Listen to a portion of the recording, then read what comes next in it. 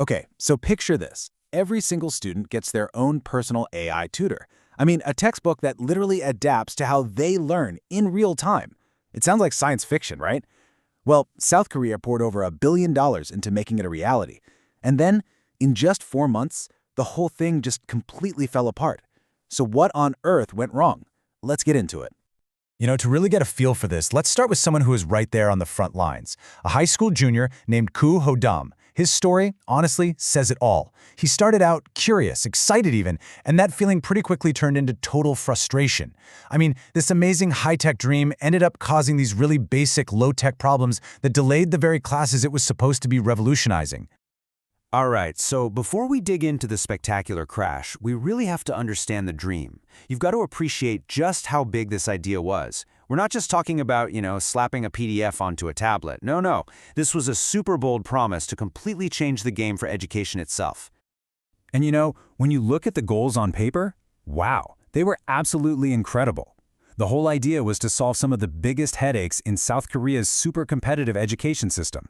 We're talking personalized learning for every kid, closing the inequality gap, giving overworked teachers a break, and even helping prevent students from dropping out. I mean, who wouldn't sign up for that? It was a really compelling pitch. And let's be clear, this wasn't some tiny little pilot program, not at all. This was a massive government-backed initiative. We're talking a flagship project championed by the former president himself. The plan was to go big, rolling it out for core subjects like math, English, and computer science. It was a huge signal that they were all in on this digital future. But then, the moment of truth arrived. These futuristic textbooks actually landed in classrooms. And that's when the high-tech promise just slammed into a brick wall of reality. The dream of a smooth, seamless revolution, it started glitching out almost immediately. And the reports that started coming in from teachers and students, they were not good. You've got widespread technical problems, factual mistakes in the lessons themselves. And that key promise, the whole personalization thing, that lessons would be tailored to each student's level, it just didn't happen. So instead of being more focused, kids couldn't stay on track. And the real kicker? This tool that was supposed to make life easier actually ended up creating more work for everybody. Just a total mess. So, as you can probably guess, it really didn't take long for all that frustration to just boil over into a full-blown backlash. The very people this whole thing was supposed to help, we're talking students, teachers, parents, they started to push back, and push back hard. You hear it from teachers like Lee Hyun-jun, who was right in the middle of it. And his words, they just hit the nail on the head. He said the whole thing felt hastily put together. It's like educators were being asked to build the plane while flying it, using a product that was clearly not ready for prime time. It just made their already tough jobs even tougher.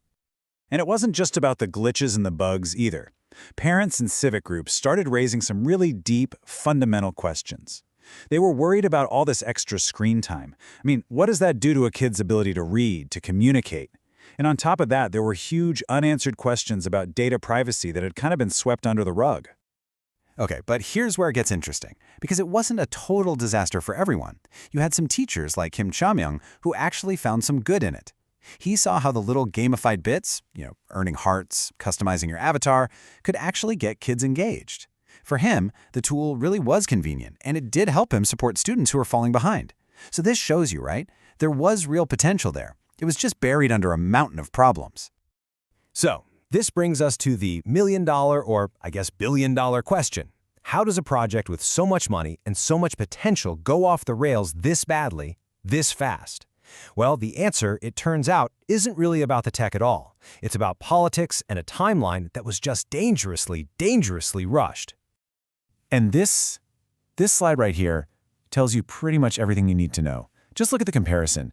A normal textbook, it gets a solid 18 months of development, 9 months for review. The AI textbooks, they got just 12 months for development, and the review time slashed from 9 months all the way down to 3. It was an absolute recipe for disaster. And as if that crazy timeline wasn't bad enough, you have to remember what was happening politically. The whole country was in turmoil. The project's biggest cheerleader, President Yoon, was impeached right when critical decisions needed to be made. This chaos created this policy whiplash. I mean, the program went from mandatory to voluntary before it even started. It's no wonder it all came crashing down just a few months later. Okay, so let's talk about the fallout from all this, because the cost of this experiment wasn't just measured in money. It was measured in adoption, and maybe most importantly, in trust. So the government officially slammed on the brakes. Hard. The AI textbooks got a major downgrade. They went from being official textbooks to just supplementary material. And what that means is schools didn't have to use them anymore. The whole program was just left hanging in limbo. And the effect of that decision? It was immediate and really, really stark. Check this out. In the first semester, you had about 37% of schools giving it a shot. By the second semester, that number got chopped almost in half, dropping all the way to 19%. Schools were basically voting with their feet, and they were walking away in droves. And then there's the money. And it is just a breathtaking amount. The government put in $850 million, and the private publishers? They trusted the government's plan and invested another $567 million of their own money. You add that all up, and you get over 1.4 times billion dollars, all for a program that basically lasted 4 months. But honestly, the damage here goes so much deeper than just the money. Remember Kim Chom-young, the teacher who actually saw some potential in all this? His final take on it is, well, it's pretty chilling. He said the biggest problem isn't the buggy software or the $1 billion down the drain. It's the fact that teachers just don't trust the government anymore. And that is a huge problem. So in the end, what happened in South Korea is this really powerful cautionary tale for all of us. It's a perfect example of what happens when ambition, especially political ambition, gets way ahead of careful, practical planning, particularly in something as important as our kids' education. And it leaves us with a really critical question, right? As we all race to bring AI into every corner of our world, how do we make sure our ambition doesn't outrun our common sense? How do we get this right?